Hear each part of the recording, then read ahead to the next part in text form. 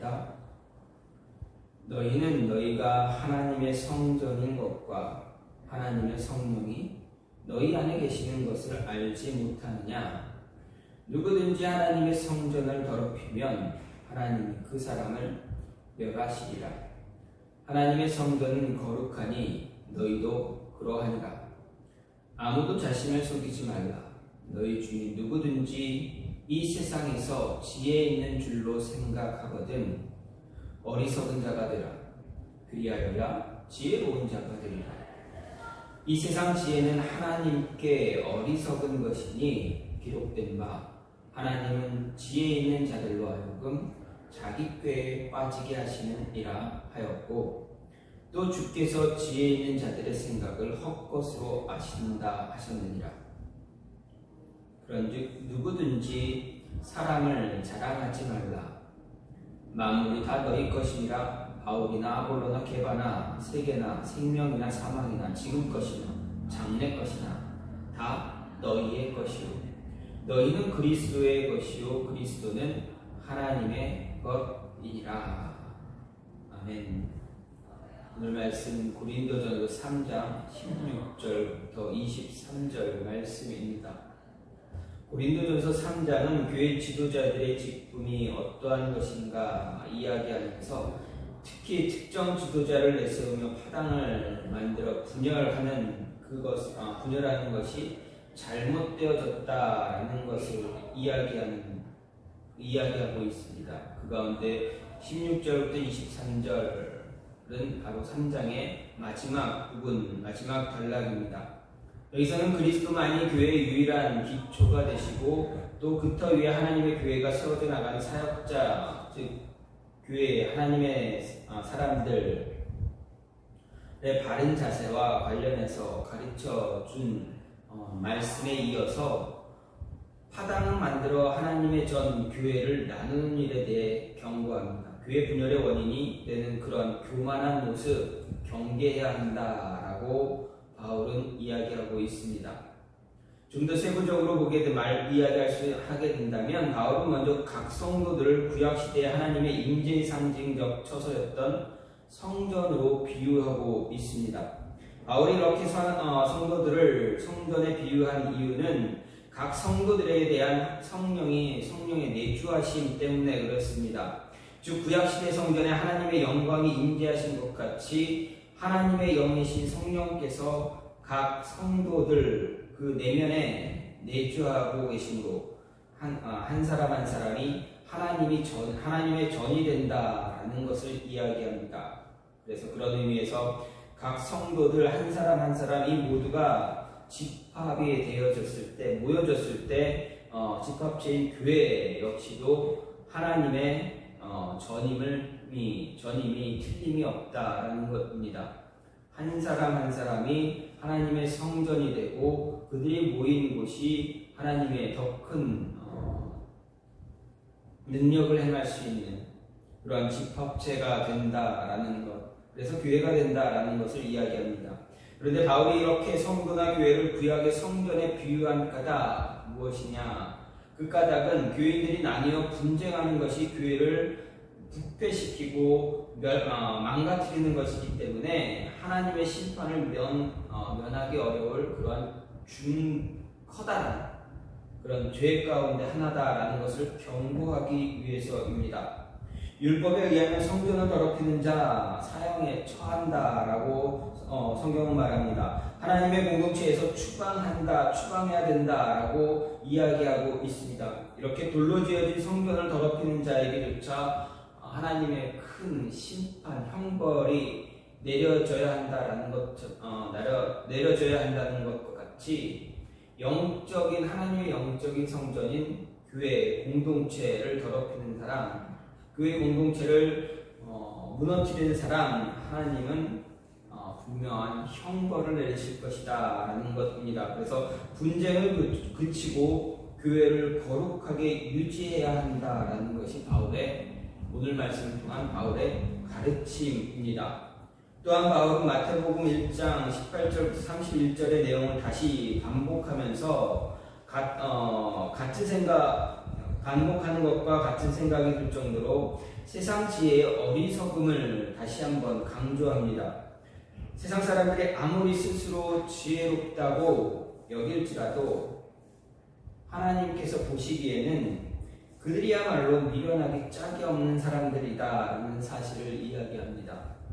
이것은 물론 세상 지혜를 따라 특정 지도자를 중심으로 교만하지 않도록 하기 위한 것임을 알 수가 있습니다. 그리고 계속해서 바울은 이런 세상 지혜를 기준으로 교회 지도자들을 평가하고 분파를 일삼는 그러한 고린도 성도들의 모습이 얼마나 잘못된 것인가 책망하고 또 그들로 하여금 특정 지도자에게 속한 자들이 아니라 모두가 다 그리스도에게 속한 자들, 그리고 모두가 다 하나님께 속한 자들이라 설명해 주고 있습니다.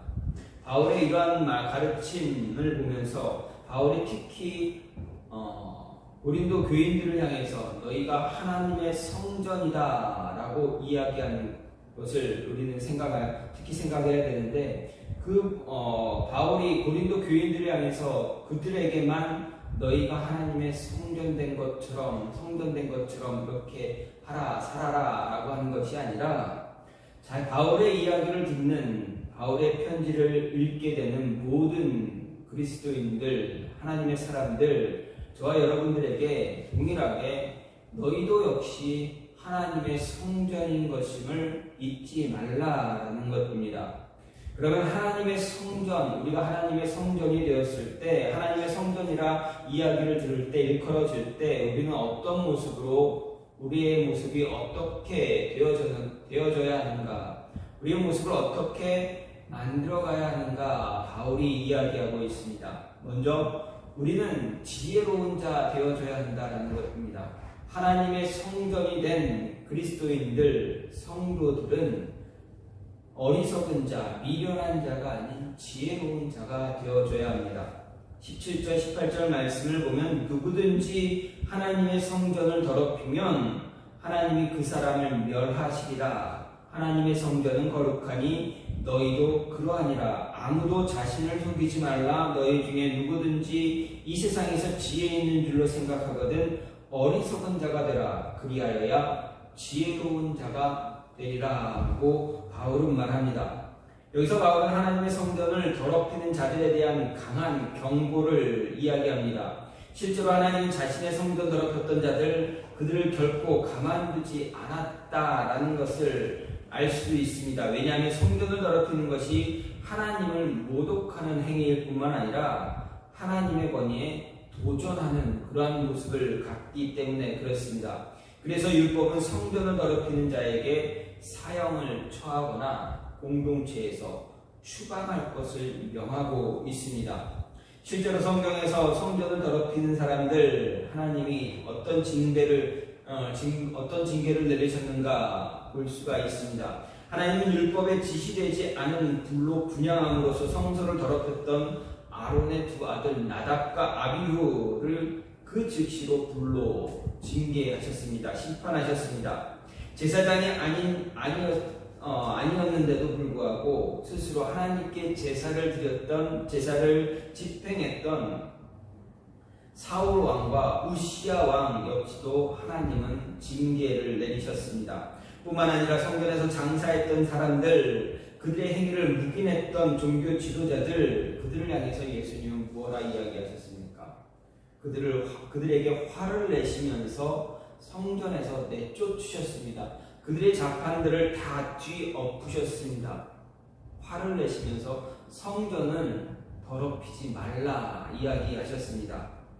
사도 바울이 이렇게 성전에 대해서 함부로 생각하거나 행동하는 자들에게 하나님이 그 사람을 멸하실 것이다 라는 경고를 하는 이유, 이런 행동을 함으로 인해서 하나님과의 관계가 잘못될 뿐만 아니라 하나님을 모독하는 그런 모습을 갖거나 하나님께 도전하는 행위를 갖게 될 수 있기 때문입니다. 특히 이런 행동을 하게 될 때 일반적으로 사람들은 어떻게 합니까? 이런 일을 행하면서 사람들이 생각하기를 자기 합리화를 시킬 때가 많다라는 것입니다. 거의 대부분의 사람들이 성전을 더럽히면서 자기 합리화를 시켰습니다. 그들은 말하기를 하나님을 위한 것이었습니다. 성전을 위해서였습니다. 하나님의 뜻을 이루기 위해서였습니다. 하나님께 영광 돌리게 하기 위한 것이었다라고 주장하면서 자신들의 행위에 대해서 정당성을 부여할 때가 적지 않았다. 거의 대부분이었다라는 것을 알 수가 있습니다. 바로 자기 합리화를 시킴으로 인해서 도리어 하나님을 모독하거나 하나님께 도전하는 행위를 했던 것입니다. 좀 전에 예를 들었던 사울왕, 우시아왕 어떻습니까? 자신이 직접 제사를 드리면서 하나님을 위해서, 하나님의 영광을 위해서 했다. 분명 하나님의 뜻을 위해서 했다라고 분명히 했습니다. 뿐만 아니라 성전에서 장사를 했던 장사치들, 그들을 묵인했던 종교 지도자들, 그들은 하나님께 제사 드리기 위해서 제물을 먼 곳에서 가져오면 그 제물이 흠이 있기 때문에, 더러워지기 때문에 성전에서 그 앞에서 파는 그런 제물들을 사는 것이 더 깨끗하다라는 이유 때문에 처음 그것을 시작했고, 처음 그것을 묵인했다가 어떻게 되었습니까? 변질되었습니다. 이익을 남기기 위해서, 더 큰 이익을 남기기 위해서 변질된 모습들을 갖게 되었습니다. 예수님은 그러한 모습을 책망하신 것입니다. 즉 그들은 하나님께 더 나은 제사를 드리기 위해서, 하나님께 더 좋은 제물을 바치기 위해서 이렇게 했습니다. 이야기한 것입니다. 무엇입니까? 바로 자기 합리화입니다. 자신의 잘못한 것을 인정하지 않고 이것은 하나님을 위해서 하는 것입니다. 하나님의 뜻을 더 드러내기 위해서입니다. 하나님께 더 큰 영광 돌리기 위해서였다라고 이렇게 자기 합리화를 했던 것입니다. 바울은 그들의 이런 행위들을 어떻게 이야기합니까? 매우 어리석은 자의 행위다 말합니다. 왜냐하면 스스로 지혜 있다고 생각하는 사람들은 자신을 스스로 판단하지 않기 때문에 그렇습니다. 자신을 판단의 기준으로 삼지 않습니다. 왜 그렇습니까? 자신을 판단의 기준으로 삼게 되면 모든 지혜가 자신에게서 나온다라는 착각을 하기 때문에 그렇습니다. 우리가 욥기를 볼 때 고난받는 욥에게 스스로 지혜롭다고 판단했던 그의 친구들을 보면 우리가 더 쉽게 알 수가 있습니다. 결국 그들은 자신의 지혜가 얼마나 부족한지를 나중에 확인하게 될 뿐이었다. 오히려 하나님께 책망을 받고 회개 제사를 드려야 한다라는 말씀을 듣게 되었습니다. 욥의 죄를 지적하려 했지만 결코 그 죄를 하나도 찾지 못했던 것을 볼 때 스스로를 지혜의 판단 기준으로 삼지 말아야 한다는 그것을 우리에게 잘 보여주고 있습니다. 그렇게 바울이 고린도 교인을 향해서 스스로 속이지 말라 경고하고 있는 것입니다. 세상적 지혜를 사랑하는 고린도 교인들에게 있어서 스스로 속이는 일 비일비재했을 것입니다. 고린도 교인들은 세상적 지혜를 기준으로 교회 지도자를 평가하고 자신이 좋아하는 지도자 중심으로 파당을 만들어 분열했습니다. 그런 면에서 스스로 지혜 있다 착각한 사람들이었고 자기를 스스로 속이는 자들이었다라는 것입니다. 이렇게 고린도 교회의 위험은 세상적 지혜를 판단의 기준으로 삼아서 행동했기 때문에 자신을 스스로 현명하다 착각한 것입니다. 그래서 바울이 말하기를 지혜 있는 줄로 생각하는 자 어리석은 자가 될 것이다 말했습니다. 오히려 스스로 어리석은 자가 되었을 때 진정한 지혜로운 자가 될 수 있다 경고하면서 너희는 지혜로운 자 되어줘야 한다라고 말하고 있습니다. 바로 저와 여러분은 지혜로운 자 되어줘야 합니다. 하나님의 성전 되는 우리는 하나님 앞에서, 세상 앞에서 지혜로운 자 되어줘야 합니다. 세상의 지혜를 가지고 자신을 판단하거나 자신을 판단의 기준으로 만드는 것이 아니라 하나님 앞에서 영적인 지혜를 소유함으로, 진정한 지혜를 소유함으로, 하나님을 소유함으로 인해서 성전된 우리의 모습을 더 아름답게 갖고 가야 한다라는 것입니다. 또 한 가지는 무엇입니까? 하나님의 성전이 된 우리는 항상 하나님의 크신 눈으로, 하나님의 눈으로 세상을 바라볼 수 있어야 한다라고 바울은 말합니다. 21절, 22절 말씀을 보면 사도 바울은 만물이 다 너희 것이다 말하면서 그 예로 바울과 아볼로, 게바와 같은 사람들과 함께 세계, 생명, 사망, 심지어 지금 것과 장래 것까지 열거하고 있습니다. 모두 다 너희 것이다 라고 말하고 있습니다. 그런데 이 말씀 3장 전체의 맥락과 연결시켜보면 조금 이상한 느낌을 받게 됩니다. 왜냐하면 처음에는 분쟁의 문제를 언급했다가 중간에는 거룩한 성전을 말했고 마지막에는 만물의 소유권이 성도들에게 있다라는 것을 강조하고 있기 때문에 그렇습니다. 그러면 사도 바울이 왜 사랑을 내세우며 다투던 고린도 교인들에게 그들이 거룩한 성전임과 동시에 만물이 그들 것임을 심주어 말하고 있는가 생각해 볼 필요가 있습니다. 그것은 곧 고린도 교회의 분쟁이 사실은 고린도 교인들의 시야가 너무도 좁은 탓에 있었다라는 것입니다. 그들의 시야가 너무 좁았다라는 것을 이야기합니다. 고린도 교인은 물론 이 땅의 모든 성도는 하나님의 은혜로 그리스도와 성령을 소유한 사람들입니다. 그렇다면 만물은 마땅히 우리의 것이 우리의 소유가 되어집니다. 왜 그렇습니까? 예수 그리스도는 만물의 창조주이기 때문에 그렇습니다. 모든 권세를 지니신 분이기 때문에 그렇습니다. 즉 생명의 창조주를 소유한 우리에게 사망도 우리의 권세 아래 있고 그 주님께서 시간도 창조하셨기에 과거나 미래도 다 우리의 것이 될 수밖에 없다 말하고 있습니다.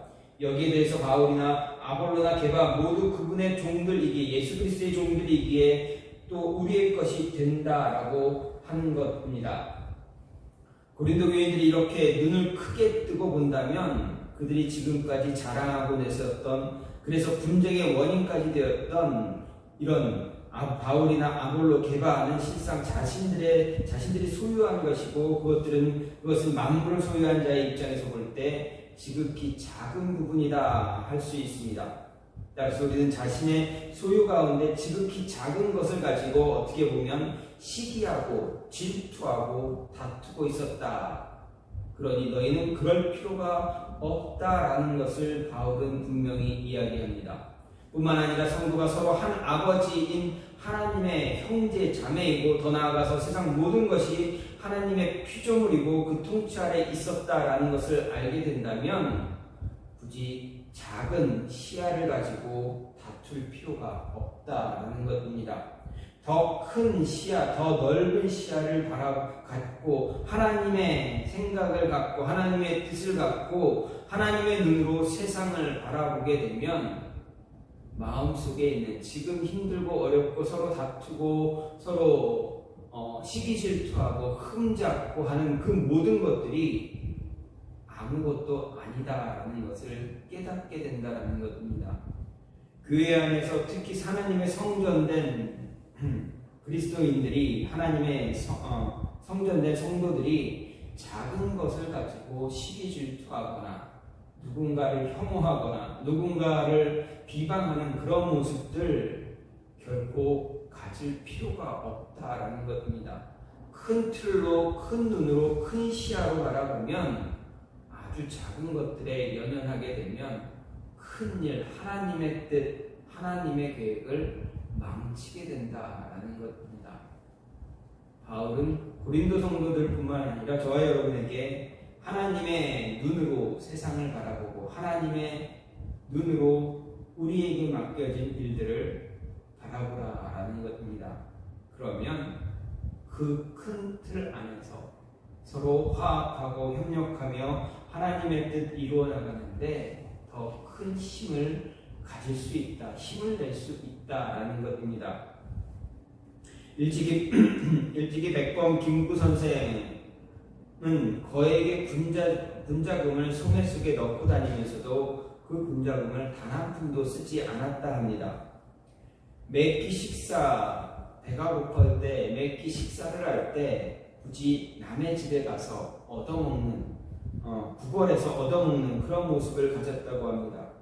그러면서도 언제나 식사 대접을 하는 주인보다 더 의연하고 여유가 여유를 가진 모습으로 살아갔다 이야기합니다. 왜 그렇습니까?